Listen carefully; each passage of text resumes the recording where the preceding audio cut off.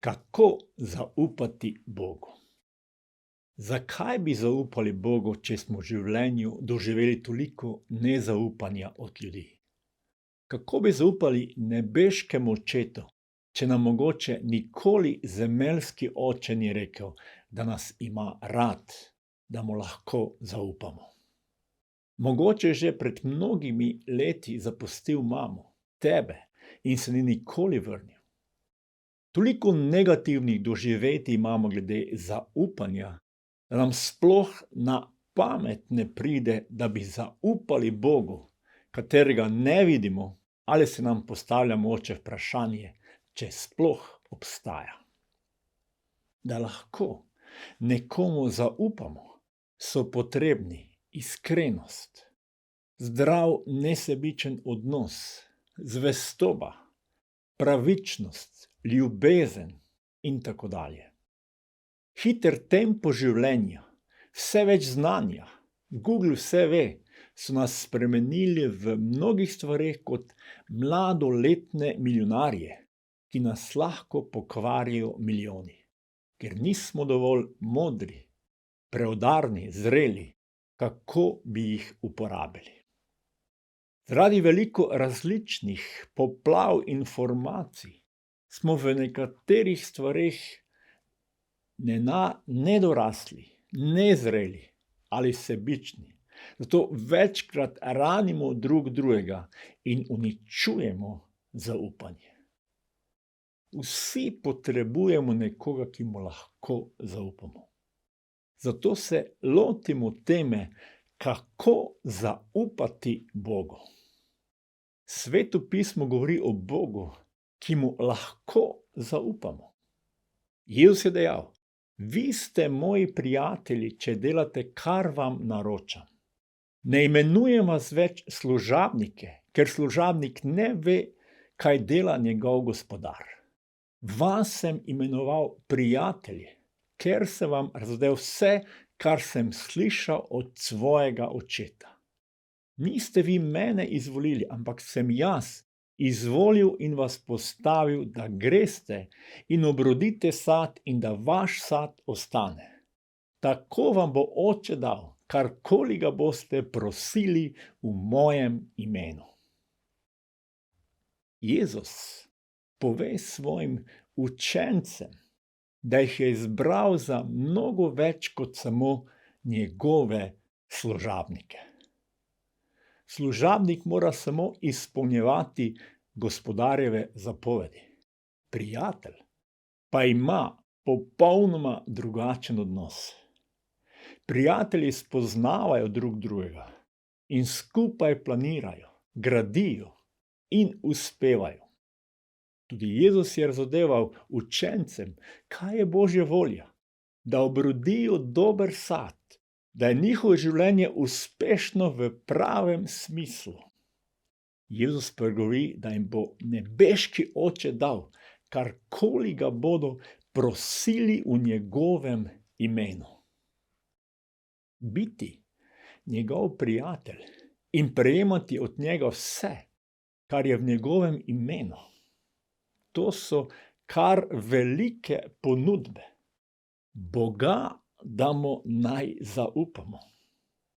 Da je Bog naš prijatelj, je velika tema, vendar pa nam je velikokrat kamen spotike, ko se nam stvari v življenju podirajo in še zadnjimi izdihljaji mogoče kličemo Bogu za pomoč in se nič ne zgodi.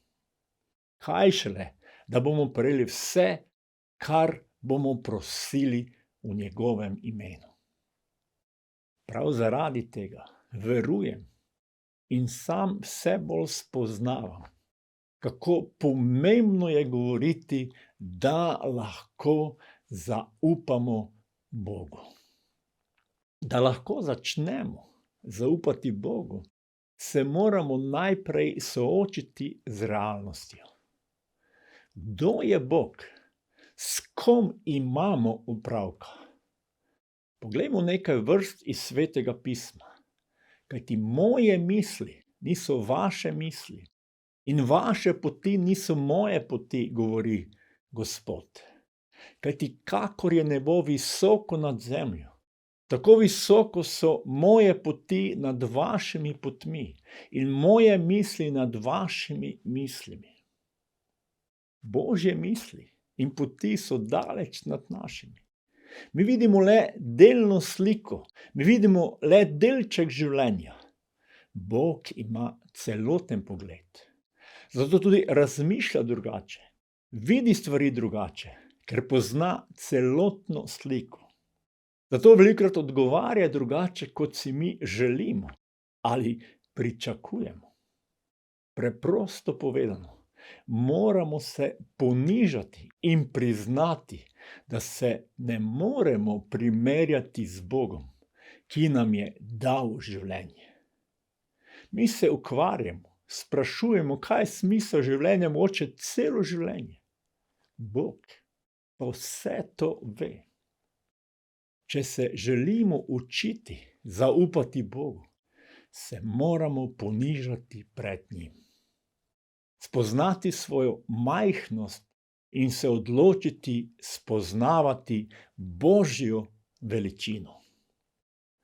Komu lahko bolj zaupamo življenje, kakor tistemu, ki je načrtoval življenje? To je kar trd oreh za nas. Toda tu smo postavljeni pred odločitev, ali se želimo učiti zaupati Bogu ali ne. Še ena globoka realnost, ki se jo učimo zaupati Bogu, pomeni: Bog ne uslišuje naših sebičnih želja. Prosite, pa ne prejmete, ker slabo prosite, namreč zato, da bi porabili za svoje naslade, pravi Jakob. Če pa imate v srcu grenko nevoščljivost in prepirljivost, se nikar ne hvalite in ne lažite resnici. Ta modrost ne prihaja od zgoraj, temveč je zemeljska, duševna, demonska. Kjer sta namreč nevoščljivost in prepirljivost, tam je nared in vsakršno zlo. Sebične želje uničujejo nas in podirajo odnose. Bog ne bo odgovarjal na nekaj, kar uničuje življenje. Bog je Bog življenja. Nevoščljivost, prepirljivost uničujejo človeške odnose, zaupanje. Bog tega ne bo nikoli podprl. Molitve, ki so pod takšnim vplivom, ne odgovarja. Tudi to je za nas trd oreh, ker večkrat vztrajamo v svojih odločitvah, ki pa na žalost uničujejo, kot gradijo. Slabe stvari uničujejo, dobre gradijo, za tem stoji Bog. Tukaj nam Bog ponuja, da se učimo zaupati njemu. On pravi: vsak dober dar in vsako popolno darilo prihaja od zgoraj, od očeta luči, v katerem ni spremembe, ne sence menjave. Bog se ne spreminja, on ima najboljše za nas. A se želimo učiti zaupati Bogu? Bog nam ponuja svoje prijateljstvo in svoje načrte. Zaupati njemu je včasih zelo težko, saj se moramo ponižati, da imamo pravka z vsemogočnim Bogom. Včasih boli, ker želimo izpolnitev naših sebičnih želja, ki pa ne vodijo v blagoslov in življenje.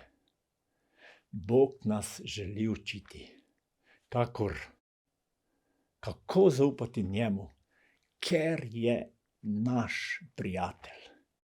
In na koncu pomolimo se in prosimo: Bog, uči me, kako ti naj zaupam.